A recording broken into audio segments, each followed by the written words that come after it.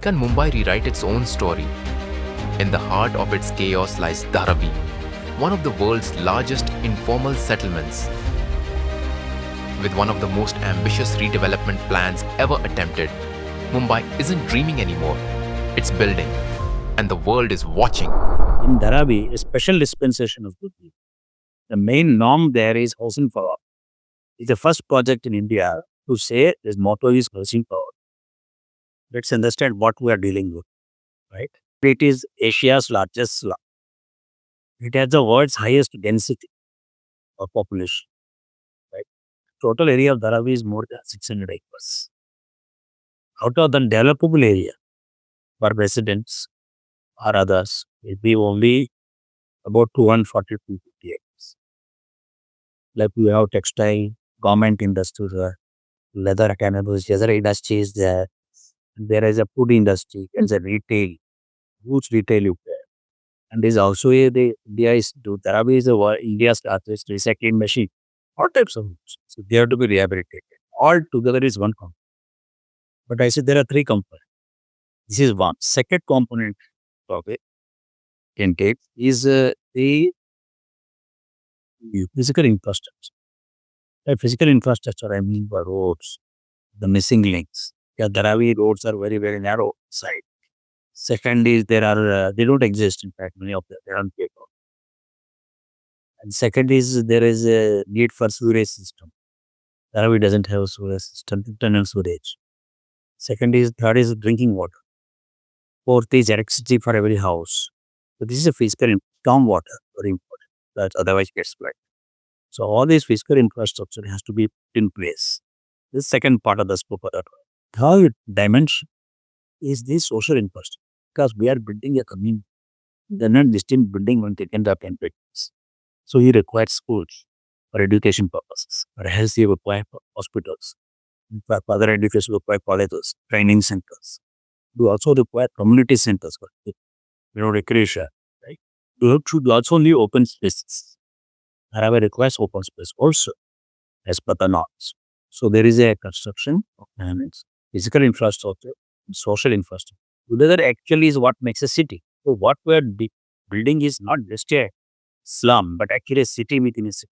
And I'm aware of the complexity. 10% of each building is kept for commercial, even in a residential town.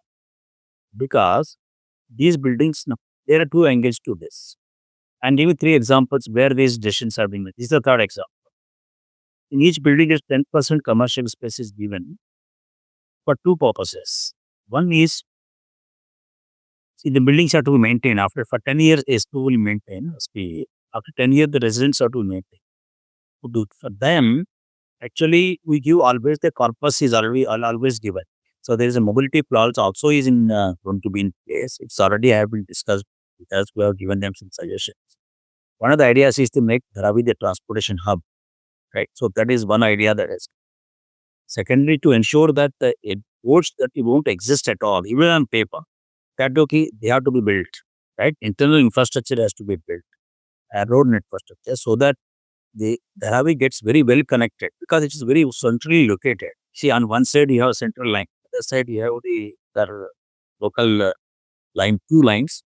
In center there is Dharavi, and also it is. But once the redevelopment takes place, it is necessary that internal dispersal also takes place. Because right now, if you go to Dharavi, you can see internal lanes are as small as 3 feet. So, which is necessary, you have wider roads, road access is given, so that there is sufficient parking space also. Because all these things are very important for Dharavi also, because it's going to be a regular township, regular city within a city. So, mobility will be one of the very critical components of our master, and we are dealing with it. So, whatever there is the major roads, there will be minor roads, there is hierarchy of road network, and there will also be a bus components. There will also be a metro components, local train components. So, different multimodal integration is expected within Dharavi. That's why there is a plan to this visualize to have a transportation hub in Dharavi. Current status of Dharavi is there are two, three components. Especially two components I want to highlight. One is the survey, which is a fundamental foundation of any socio-economic survey has to be done for the slum before we develop it. So one that is going on, And that is mostly completed, getting completed. And about 60,000 surveys, units have been documented. Secondly, about and more than 90,000 units have been numbered, right? And their lane wiki has been done. It's a digital survey that we are doing. So that's the first part. Second part of the status, the current status, physical construction has already started in the railway. I was there just a couple of days back. So railway and railway facilities construction is already started. It has come up to the ground level. Local piling work has started. Physical construction has started, which is a really dream come true because it has been waiting for so long. See, so from conception to construction, is that is opposite. The overall master plan is also under preparation. It is expected to come to us in a couple of weeks from the SPV. So we have taken dozens of meetings with the SPV to ensure that master plan keeps with the planning standards, it meets the planning standards to the extent possible. And secondly, to ensure that the rehabilitation purpose for which the project is started is also achieved. So it can be perfect, but at least it should be as good as possible. Of this scale and complexity, it has to take into account and prepare all the eligible people and their family units. In addition to their commercial units, will be rehabilitated in situ free of cost inside Dharavi. Those not eligible, I tell you what is eligible and not eligible. Those not eligible will also get a accommodation, residence outside Dharavi but inside Mumbai as a rental accommodation to start with a higher purchase right. There are two caveats I'm telling you. One is rental accommodation with a higher purchase right. Secondly, the rent as well as the purchase price there. They want to purchase, they can purchase also over a period of time. Will be put to the government. Is being put to the government. And the third, very important in this point, is that money will be paid to government, not to this. And what we are doing is those who are eligible meaning those who have come up to the year 2000 and up to 2011, right?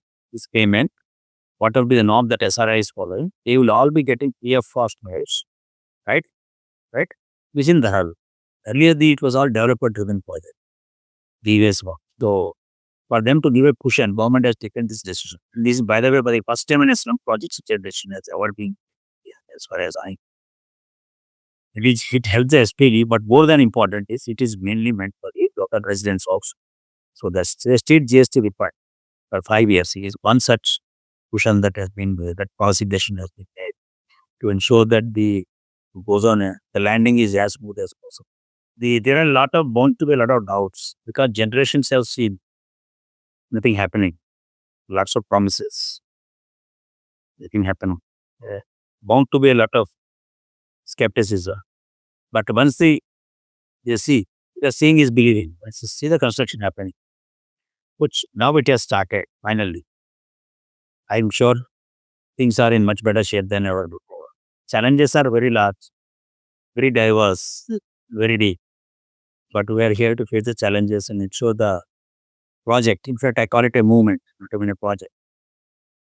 So it sees the light of the day.